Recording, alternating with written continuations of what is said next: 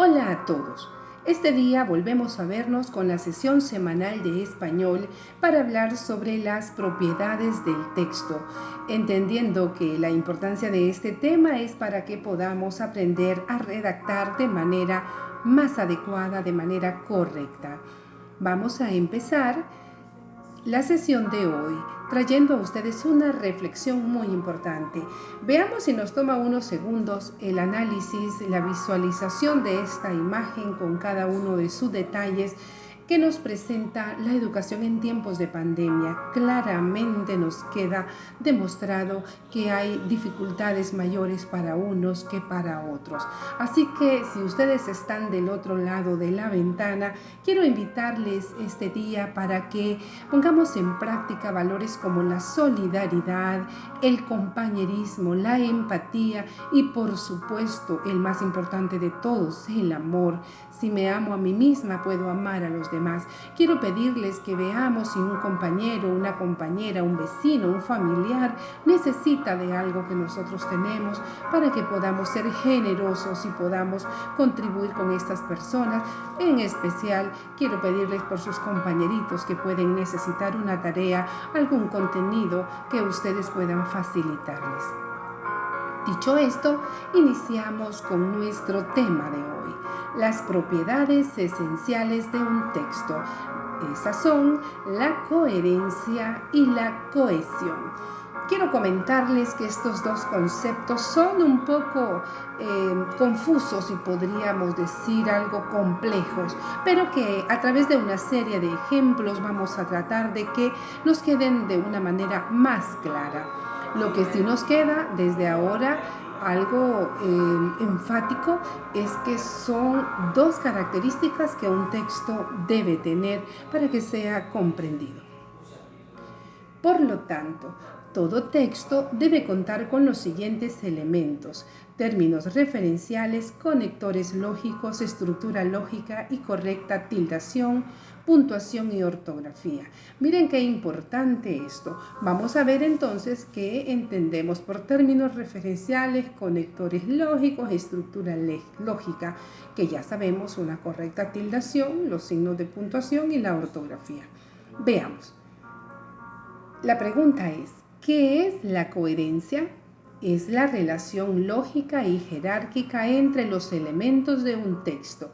Para lograr la coherencia, debemos cuidar el orden de las ideas, la claridad de la exposición del pensamiento y la corrección gramatical. Estas son muy importantes para que exista la coherencia. Veamos entonces. El texto estará bien organizado, es decir, el texto es coherente si a través de la lectura vemos que la información va creciendo, es decir, hay una progresión temática. En este caso decimos hay coherencia en el texto cuando se lee y la información crece progresivamente. La vamos entendiendo en el tema que ahí se desarrolla. Veamos. Para poder ver si hay progresión temática, les traigo un ejemplo de un texto incoherente. Leámoslo juntos. Había un hombre sentado en un banco con un cigarrillo sin encender en la boca. No he vuelto a ver a Matilde. La cosa pública quedaba entonces exclusivamente en manos de la política y, en estos nuevos modelos lingüísticos, sintaxis semántica y pragmática van a la paz. Después de leer esto, nos quedan muchos signos de interrogación en nuestra cabecita porque hay algo que no nos quedó claro. El tema no ha sido expuesto con un orden de ideas, no hay claridad en el pensamiento y tampoco vemos corrección gramatical porque vemos el uso de puntos, de comas que quizás no deben ir donde están ubicados. Veamos entonces cómo convertimos este texto en un texto coherente. Es decir, que debe haber orden de ideas, claridad en la exposición del pensamiento y corrección gramatical. Había un hombre sentado en un banco con un cigarrillo sin encender en la boca. Se levantó y se acercó a un señor que paseaba por allí. Le pidió fuego, pero el señor no fumaba. El hombre le dio las gracias y volvió a sentarse. El otro señor siguió su camino. En este caso, hemos leído un texto que sí tiene coherencia porque sí tiene las ideas ordenadas de una manera lógica. El pensamiento fue expuesto con claridad, de tal manera que el mensaje lo he comprendido. No me revolvieron una cosa con la otra que no tenía que ver, como en el texto anterior. Y además vemos corrección gramatical. En este caso, estamos ante un texto coherente. Pero para que un texto esté organizado, además de ser coherente, tiene que estar cohesionado. Es aquí donde preguntamos, ¿qué es la cohesión? Se refiere al modo en que las diferentes palabras se van relacionando entre ellas, cómo se entrelazan para formar oraciones. Este es el trabajo de la cohesión dentro del texto. Fíjense bien ustedes en lo que hemos dicho. El modo en que las diferentes palabras se van relacionando entre ellas y cómo se entrelazan para formar oraciones. Veamos. Para que un texto esté bien cohesionado, se utilizan recursos como los referentes. En este caso pueden ser sinónimos, antónimos, pronombres, etc. Y también se van a usar conectores lógicos, como por ejemplo y, además, pero, es decir, por eso, etc. Estos conectores lógicos vienen a ser palabras que sirven de enlaces de una oración a otra. Sirven para unirlas, entrelazarlas y que funcionen de una manera fluida y coherente. Veamos en el primer caso cuando hablamos de términos referenciales. ¿Cuáles serían? Los pronombres personales, él, ella, ellos. Los pronombres posesivos, suyo, mío, tuyo, sus, nos. Los pronombres indefinidos, alguno, ninguno, cualquiera. Pronombres relativos, qué, quién, cuál, cuyo. Pronombres demostrativos, este, ese, aquel, esos. Adverbios como aquí, allí, ahí, allá. Sinónimos como sofá, mueble. Perífrasis, el caballero de los mares. Entre otros ejemplos de términos referenciales que nos van a servir para que nuestro texto esté bien cohesionado. Más adelante veremos ejemplos puntuales. Veamos, en el caso de la referencia, tenemos este ejemplo. Los estudiantes por excelencia deben ser investigadores natos. Los estudiantes deben ser gestores de su propio aprendizaje y para ello deben convertirse en investigadores permanentes para lograr un aprendizaje más efectivo, un aprendizaje significativo, un aprendizaje para la vida, un aprendizaje para aplicarlo en sus múltiples necesidades. Una vez visto este texto, nosotros vemos que hay palabras que se repiten y producen alguna redundancia. Quiere decir que el texto puede alcanzar una mejor cohesión al hacerlo más breve. ¿Cómo lo lograríamos? Miremos, los estudiantes por excelencia deben ser investigadores natos.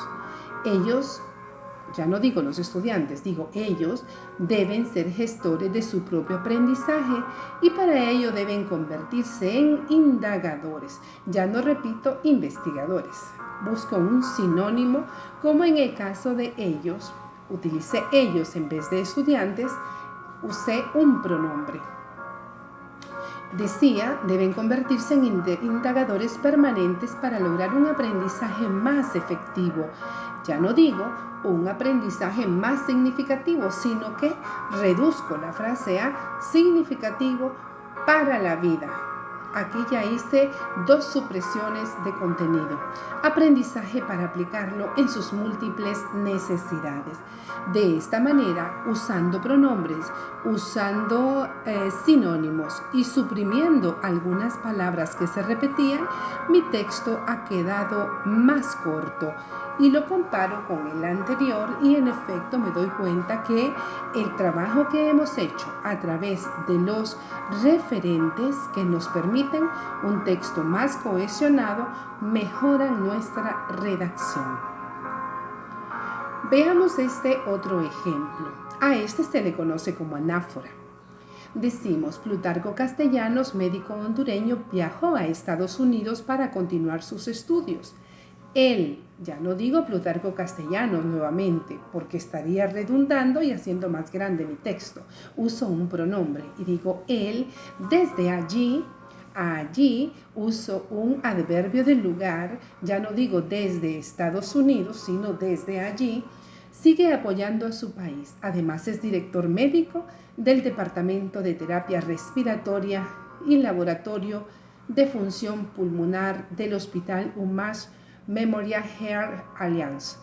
De esta manera, nosotros vemos que estamos reduciendo nuestro texto, aplicando el concepto de los referentes. Quiere decir que puedo usar adverbios, puedo usar pronombres, puedo usar sinónimos, antónimos que me permitan lograr una mejor cohesión del texto, es decir, lo vuelven más fluido, más comprensible, evitan la repetición, el hecho de tener textos muy extensos cuando los podemos decir de manera breve.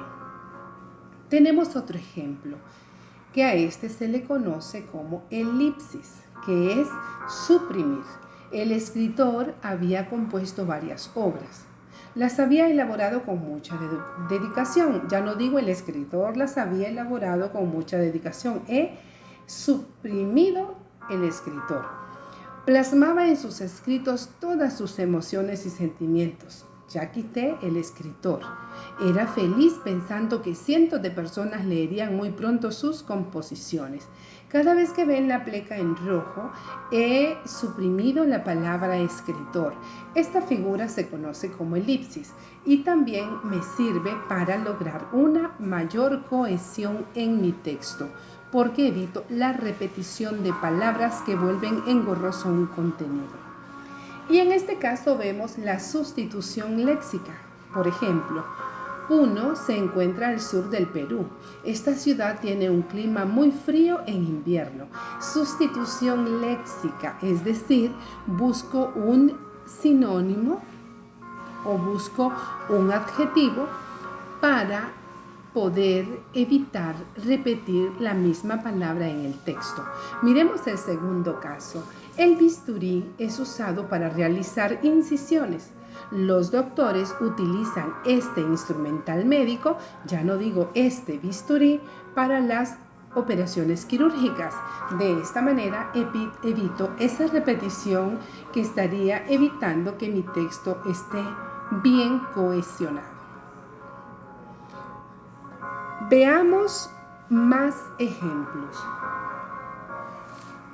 Fíjense ustedes, en este caso me encuentro ante el apartado de que hay conectores, es decir, ¿cuáles son los conectores? Son esas palabras que me sirven para enlazar oraciones dentro de la oración y que así como el trabajo de los referentes que hemos visto anteriormente, los conectores me van a ayudar a que mi texto esté mejor redactado con una mayor cohesión.